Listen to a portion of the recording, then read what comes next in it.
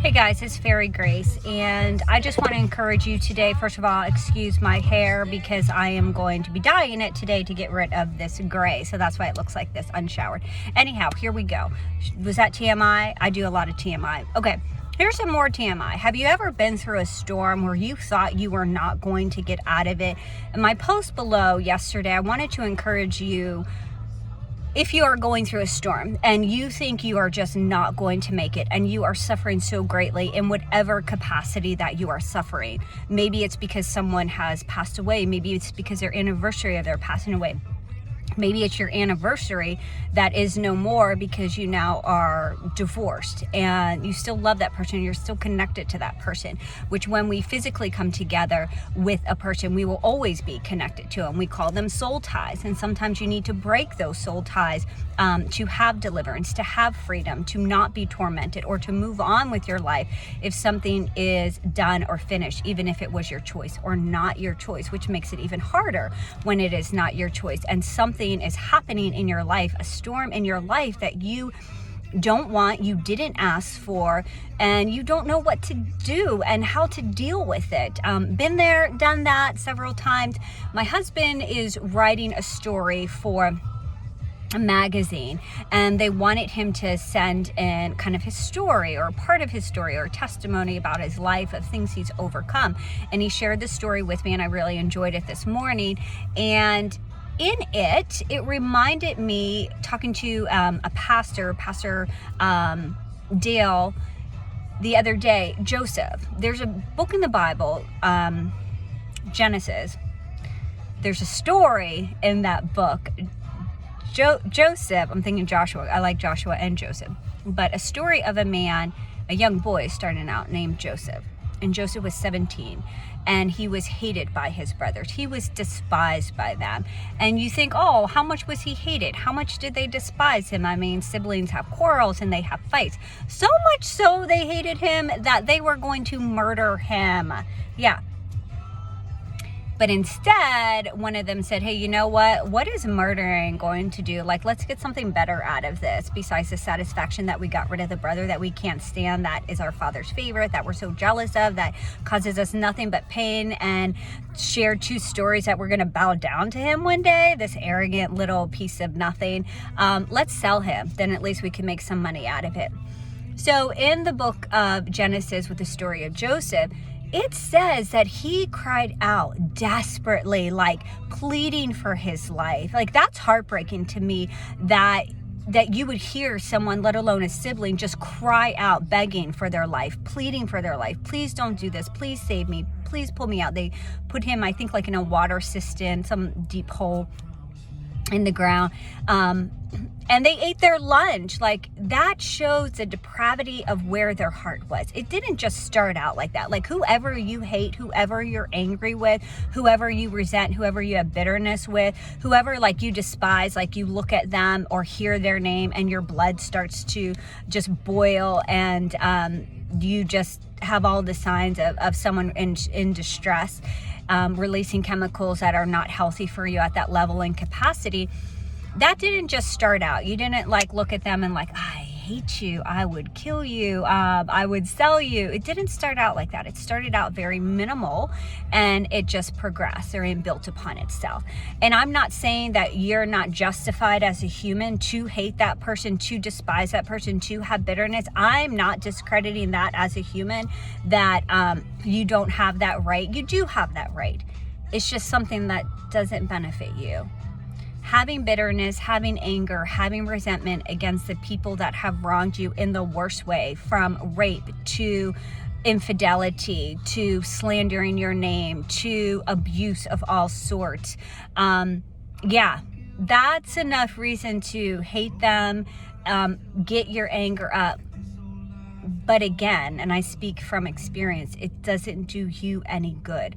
All it does is rob your heart, your pureness, your calling, your purpose from becoming your purpose, your calling, and keeping your heart how it was created and meant to be, which is love. And scientifically, we now know, you could do the research and study with Dr. Caroline Leaf as she speaks about how everything from our organs to our blood to our DNA shows that we were wired, created for love. Nothing less than love, which is perfect, right? But the thing is, it's like that saying it's metaphorical, but it's almost so literal, almost.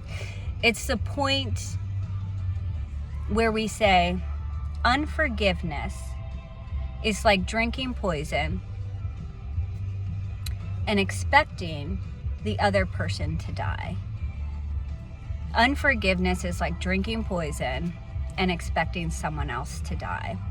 It doesn't happen. What it does is it kills and destroys you.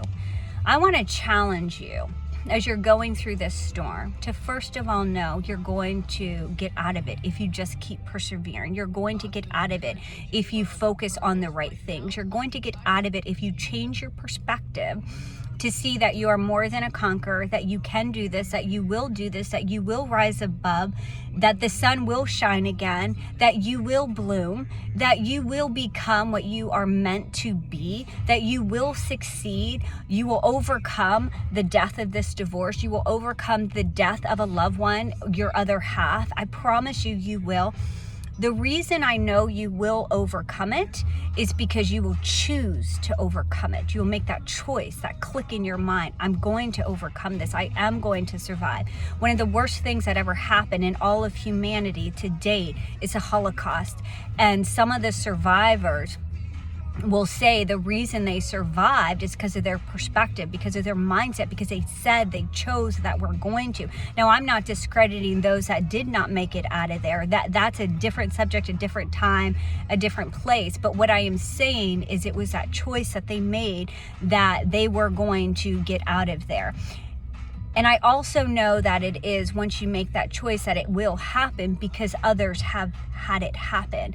And it's just like with the running the mile under 4 minutes. I always want to call him Eric Banter. I mess up his name because I mix it up with the Incredible Hulk's human name. But Banter, he did it. He ran the mile under 4 minutes, which seemed and was, until he did it, humanly impossible. But once he did it, others have the mindset and belief, hey, if he did it, I can do it too.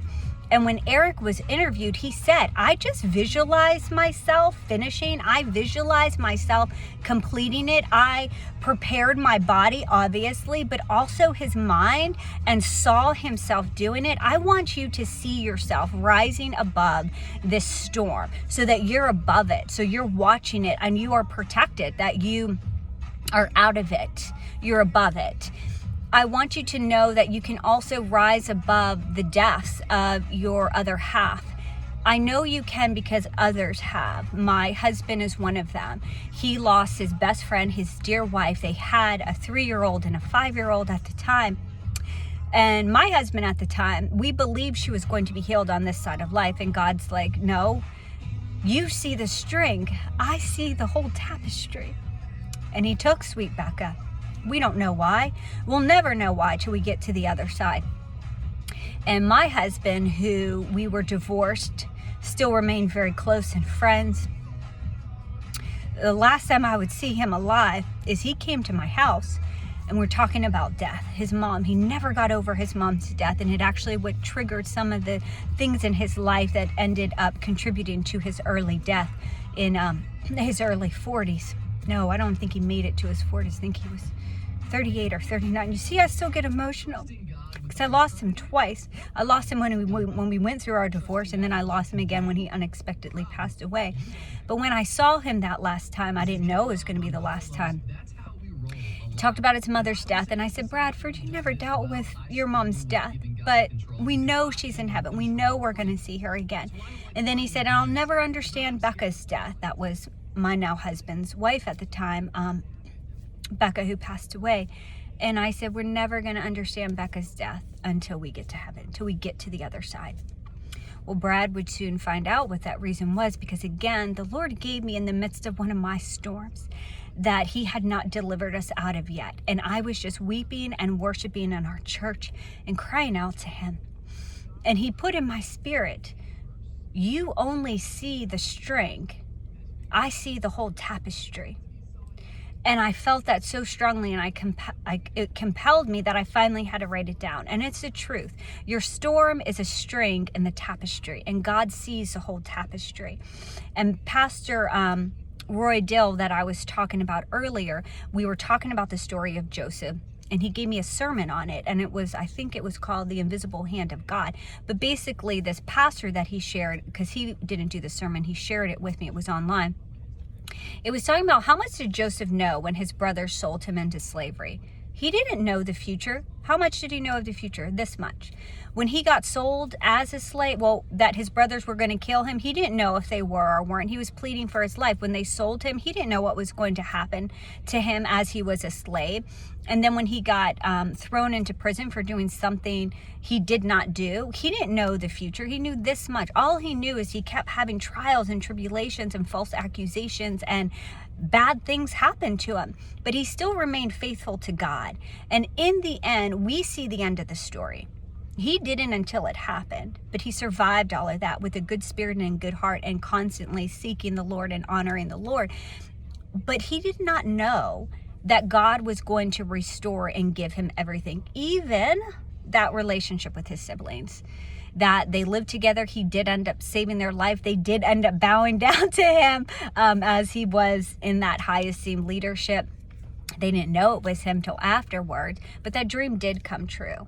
So maybe in closing, you have a dream that you thought was going to come true. Maybe it still is.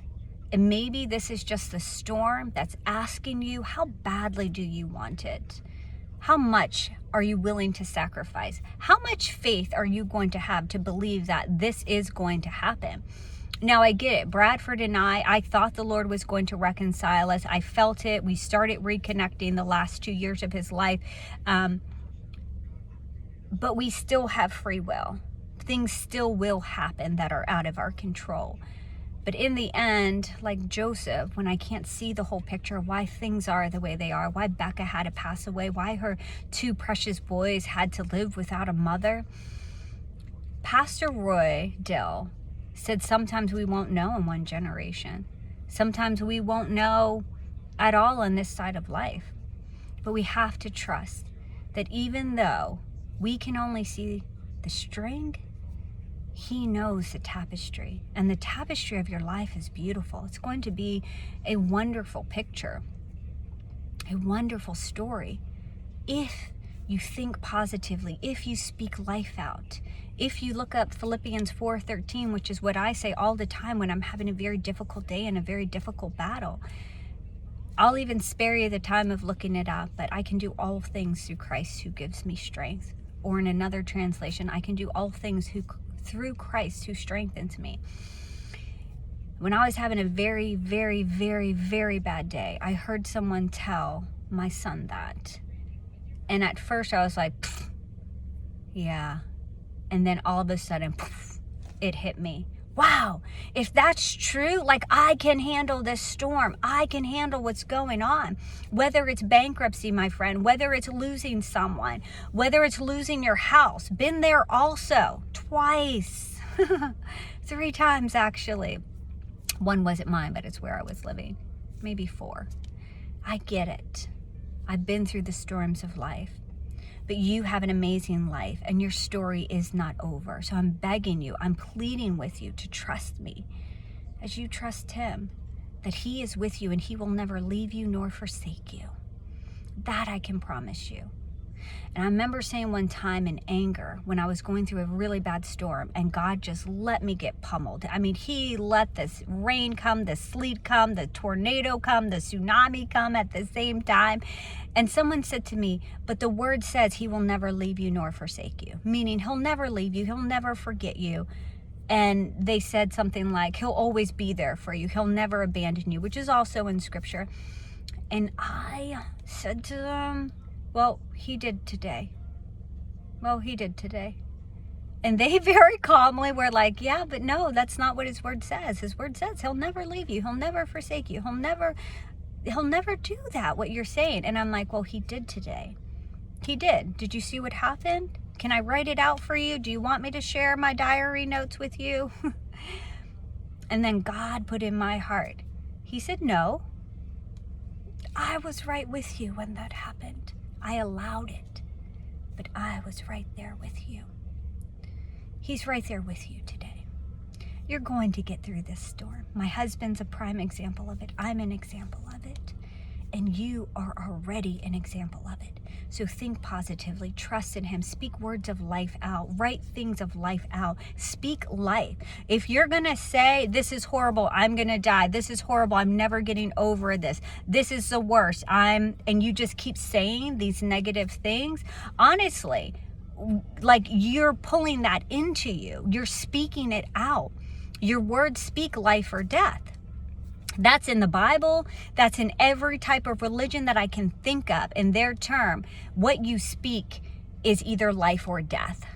So just today, I get this fuzzy off. Just do it today. Try it. Where every time you say something you think, is that speaking life into me? Is that proclaiming the life that I want? Or is that speaking death and destroying what I really want? Am I self-sabotaging, or am I just negative? Am I conditioned to say only negative? Am I only conditioned to think negatively? Maybe right now.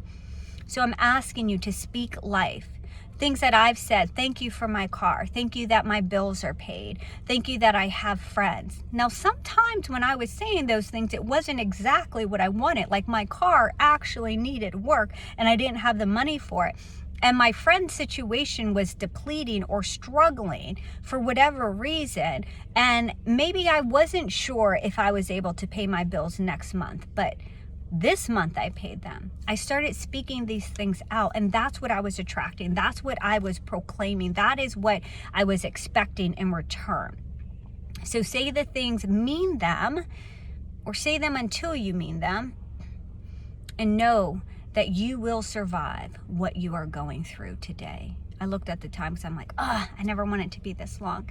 You only see the tapestry. You only see the string. He sees the tapestry. And I can promise you, you're going to survive this. Just don't give up and get around positive people. If you're not a believer, if you don't want to pray, ask someone else that you know is a believer and would pray for you. I'm one of them, so you can message me in confidentiality. I'm Fairy Grace, and you're amazing. The storm is just passing, and you're going to shine even better than you are right now. And even better than you've ever shined in your entire life, because you'll be a testimony, an example, and an encouragement of a survivor of something you didn't think you were going to survive. And now you can help others who are going through the storm that you overcame.